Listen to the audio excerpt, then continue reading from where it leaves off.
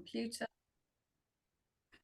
Hi, we're back in the shed, and as you can tell, we have a guest in the shed with us today, which is really exciting. We're liking this. Guest number 2. So Cathy Regan, the Mindset Stylist. What a fantastic title. So we were having a conversation, Cathy, when we met up recently, and I was talking about the work that we do with women who've kind of got to menopause, kind of midlife, and are having a bit of a kind of crisis, a bit of anxiety, a bit of that self-doubt. And you are saying that you have some really interesting things to tell us about that. So thank you. Well, first of all, thank you so much for inviting me. I'm really excited to be here and lovely to meet you and spend time with you this morning. So thank you for that.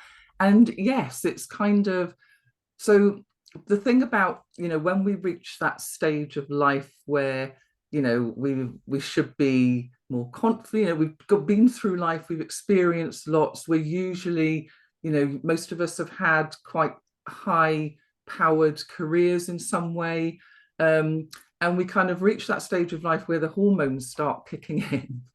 And suddenly, I've experienced it myself, but also with some of the clients I work. I mean, I heard, I think you had Nikki on as a guest, your first guest. Well, we collaborated and did just a day retreat just back in November with a group of ladies who were struggling with sort of menopause symptoms. And it's the sort of comments you hear about, I wake up in the morning and I'm feeling anxious and I don't know why. That was a classic. You wake up in the morning and you've got that gnawing feeling. Don't know why. Yeah, you just got like it's kind of like how can I describe it? It's like a gnawing feeling in your stomach, and then sort of like pressure. People will feel it differently, feel it physically. I was talking with somebody and she said, I just feel lost. Yeah. Like, something's going on. I don't quite know what it is, and I don't know how to put it right. Yeah, absolutely. And obviously a lot of that is physical, so cortisol on the sort of physiology of all of this. Cortisol is raised because progesterone, when that starts to fluctuate, that has a buffering effect. And so we all know the stress hormones, so that's happening. So understanding that that's happening. Okay, then and a degree of acceptance of that. That's the thing. Yeah, it's that awareness, isn't it? It's something happening, and I'm going to accept that bit. But there's also that other sense of almost a sense of failure. Some people say, "I've got." But it's that again, Anne, you said it's that acceptance. It's the awareness and acceptance that okay. First of all, there's nothing wrong with me. Yes. First of all, there's nothing wrong with me. This is normal.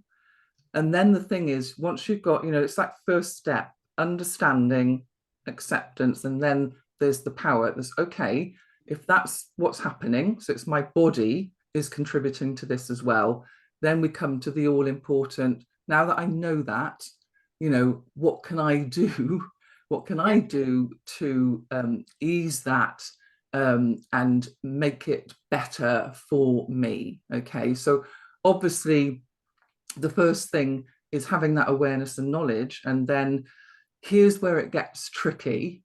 It's kind of like, okay, so why? So knowing that, why am I choosing now to think that I'm anxious? Okay, I've got this feeling. So there's a physical feeling in my body, and what we usually do, and it's a very interesting kind of linear mechanism, if you like, in our bodies. We have this feeling, so if you imagine that everything in our body is like an energetic reaction, so it's kind of energy, there's this feeling, and then we usually assign the emotion to it. Oh, I'm anxious. Oh, I'm anxious, or I'm sad, or I'm depressed, or I'm low, or I'm blue. We assign that to the feeling. And then we make it up. We make it up. But I also see that people go, only to be expected at my age because her next door feels the same. And that only sort of digs. There you go. Yeah, there you go. Yeah. So here's the thing, so why am I choosing to think somebody else's thoughts? Yes. about this. Great. Love that. I really love that. And so you've got some things that people then might choose to do to try and get rid of that connection. Well, yeah, because it's all, so here's the thing. Here's like a little, model that I was ignorant about, in my early years, and I wish I'd known this. Okay, so going back to that energetic sort of feeling. So this is what happens. So first of all, we have like, if you think about, we can call it a situation or a circumstance, like something happens. So menopause, for example, menopause is a circumstance. It's a fact. We all go through it. It's a circumstance. It happens in our life. Okay. So then if you think of that, that's the circumstance, that's the situation. And then we're in there. So then we think, so what do we think about menopause? What thoughts do we have about menopause? Because there are thoughts. Okay. Or there's somebody else's thoughts. Yeah. All right. Oh, it's awful. So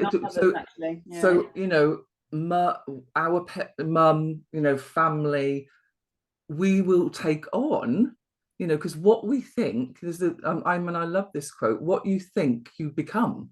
Yes. That was the wise, Buddha. What you think you become, and your thoughts. So when you think a negative thought, you will then get a negative energetic reaction in your body. And kinesiologists do this. Yeah.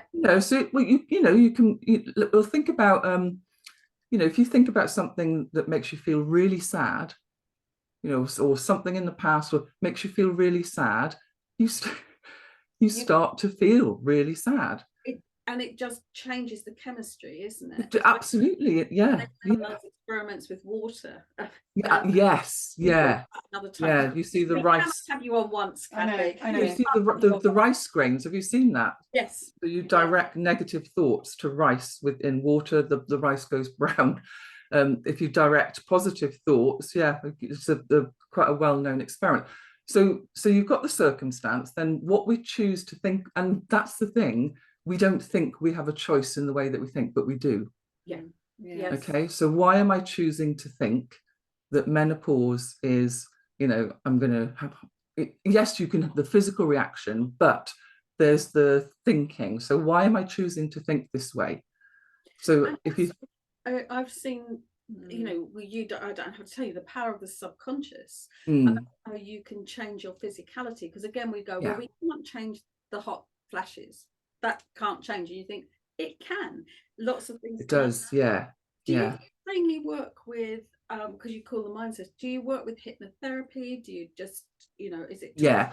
I'm a registered clinical hypnotherapist, but I also do, because we're talking about the subconscious, then what's really powerful is when you align the subconscious with the conscious mind. So consciously, if you imagine, I want to achieve this goal, is the conscious, right, let's do that. But if there's a subconscious program, yes, and our program gets formed when we are young. So from the moment we're born up to about 7 years of age, if you find usually we take on the messages and the culture and the beliefs and the environment we're in as that subconscious program. Yeah, interesting you say that, because I remember when I decided that I was going to run a marathon. So you talk about conscious goal and then the subconscious. Yeah. But from a very young age, because I was always very plump as a child, I was always told I was no good at sports. Right. So for some reason, in my 30s, I decided I was going to run a marathon.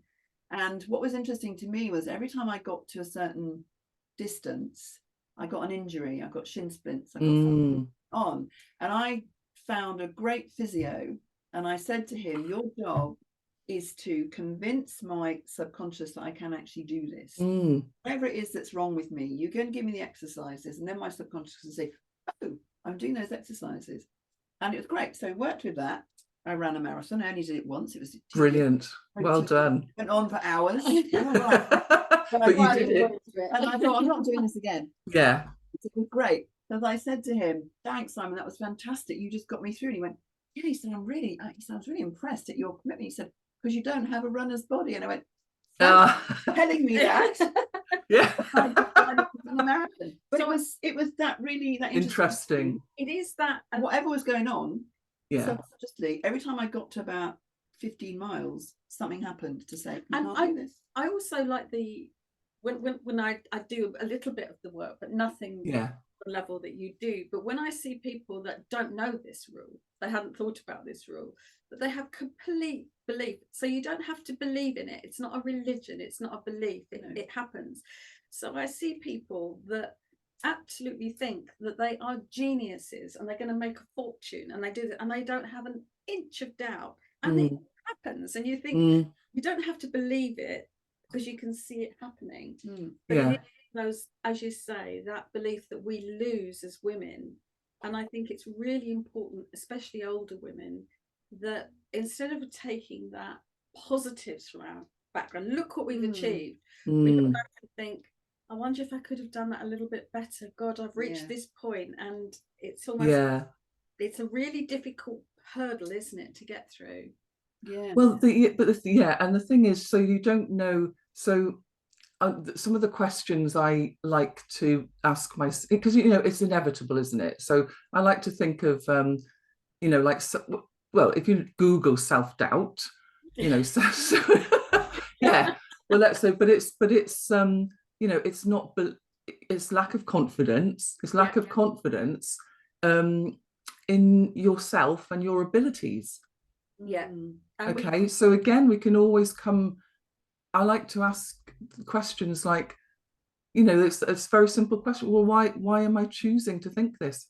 And that's a great one, because it takes it away from, I am that way, I can't do anything about it, I'm just cross with myself and I can beat myself up, to I could choose consciously to do it differently. Let's experiment with that and see what the result is. It's a bit like when you have a recipe and you put a load of flour and water in, and you kind of think, well, that doesn't make very good bread, and you just think, I'll just make more of it then. Whereas let's change the recipe. We could try some yeast in it. That's the thing, you see. So that's the thing. And try changing the recipe. And it's another it's just questioning, because you both know, I know both of you, amazing backgrounds and stuff, but we've three of us have been around for a while, haven't we? But it's kind of like and we give, and here's another thing that I like. So when I trained as a clinical hypnotherapist, some of the things that you can start to incorporate, say, in a hypnosis, is when you think back to when we were born, okay, and we started to learn to walk and to eat. We didn't know how to do it, did we?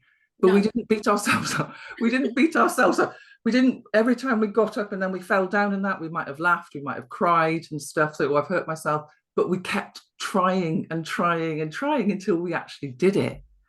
Now, when we're older now, I see it in myself, I see it in people I work with, we don't keep trying. No. Maybe try once, and if we don't get it right the first time, we're like, oh God, that's no good. So that's the thing, is there. So another question is, to doubt the doubt, if you like, is, well, what am I capable of? Yeah. What am I capable of, and how do you know what you're capable of? I think we're going to have to get you back really soon. Yeah. Kind of feeling like we're just scratching the surface. We are. And I think perhaps we need to do a bit of a longer special at some point. Yeah. But it's been great having you on. Really. Oh, I love it. Yeah. So so finishing off, I would just say, first of all, don't beat yourself up. Just ask, why am I thinking this right now? Yeah. And, can I choose to think something better? What am I capable of? And particularly when you've been through life and you've got all the experience, the skills, the knowledge. We've been probably through lots of good stuff, lots of crap, and we're still here. So it's that resilience, and keep trying. And I kind of think it's great, because I have a question that I used to ask in my assertiveness sessions, and one of them was, what are you proudest of? And I always used to say, for women with children, but you can't say my children unless you want to say the proof of the pudding. I'm a bloody amazing mother, therefore you've got to produce. So take it on yourself.